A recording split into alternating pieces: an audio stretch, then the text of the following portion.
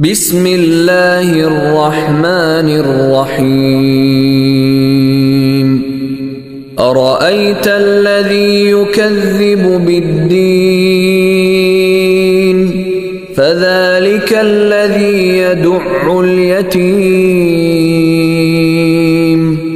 ولا يحض على طعام المسكين فويل للمصلين الذين هم عن صلاتهم ساهون الذين هم يراءون